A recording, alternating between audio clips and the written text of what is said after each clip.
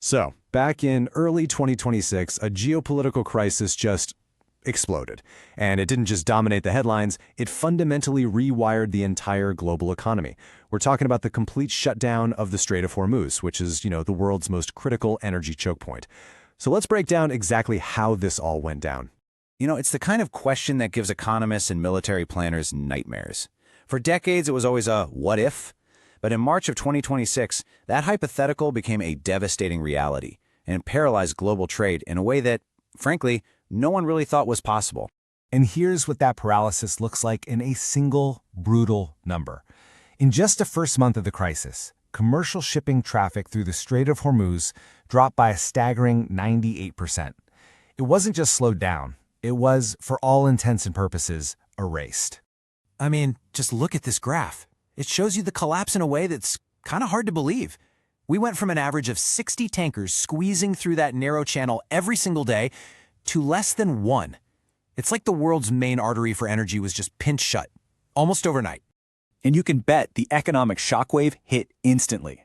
Oil prices didn't just go up, they exploded, rocketing past $126 a barrel.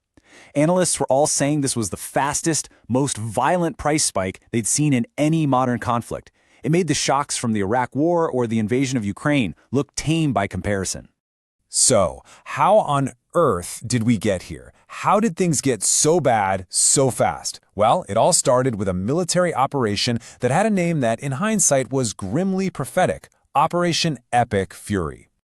Okay, so here's the timeline. It all kicks off on February 28th. The U.S. and Israel launched this massive wave of airstrikes, and the main target, Iran's supreme leader, Ali Khamenei.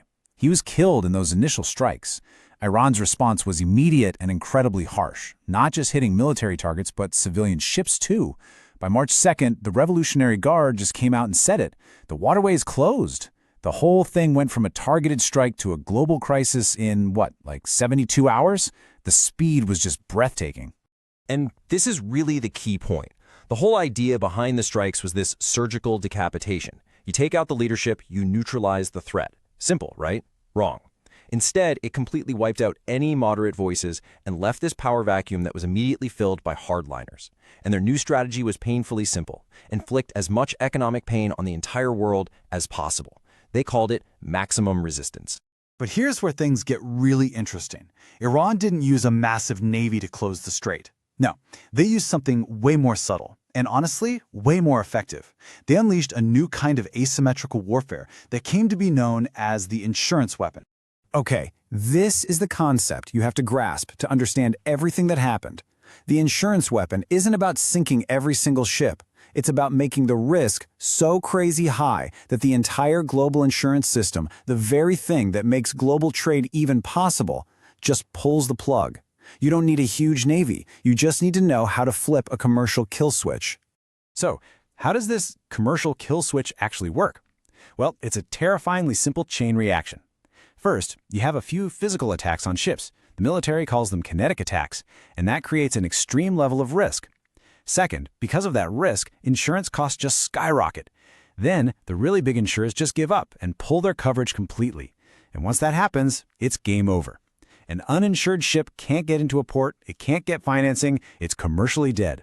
So global shipping just stops. So when I say insurance costs skyrocketed, what does it actually mean? This number says it all. War risk premiums for just one trip through the Gulf went up by 4,900%. Think about it this way.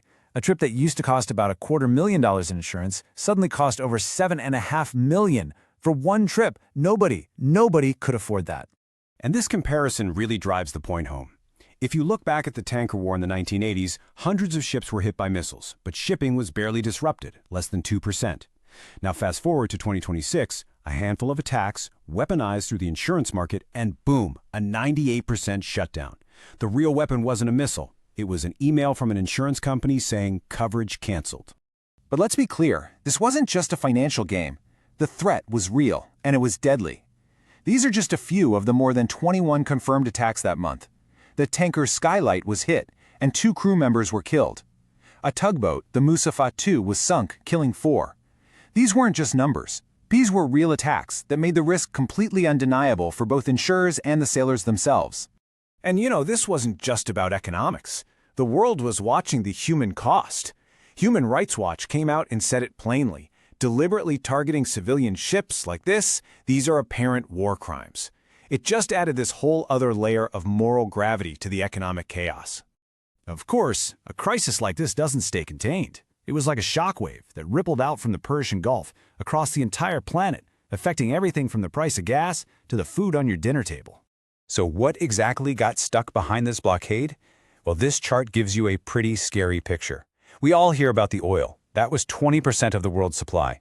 But it was also 20% of the world's liquefied natural gas. And look at this, a third of all seaborne fertilizer.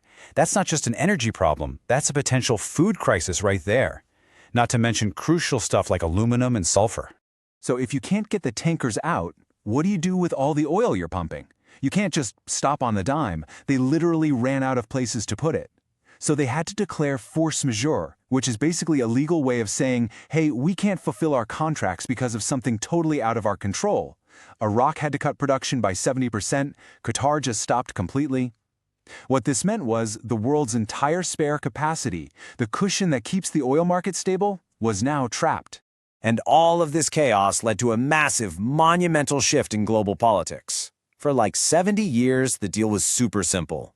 Gulf nations keep the oil flowing, and America's military keeps the shipping lanes safe. It was oil for security. Well, the 2026 crisis completely shattered that deal.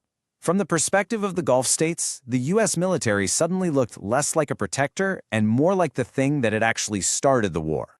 So with the global economy teetering on the edge of a cliff, everyone was asking the same terrifying question. What happens now? And experts basically saw three very different ways this whole thing could play out. Okay, so here were the three potential futures. The first one was a coercive settlement, where the Iranian regime, to save itself, finally agrees to a supervised reopening of the strait. The second was protracted attrition, where the strait kind of stays half-closed, and Iran basically charges a toll for friendly countries to pass, keeping energy prices high forever. And then there was the third one, the nightmare scenario. Comprehensive collapse, where the Iranian government itself falls apart and the strait becomes a lawless free-for-all run by militias and pirates.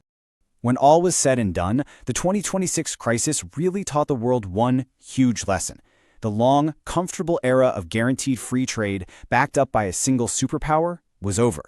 The crisis might have been about one specific waterway, but the real legacy,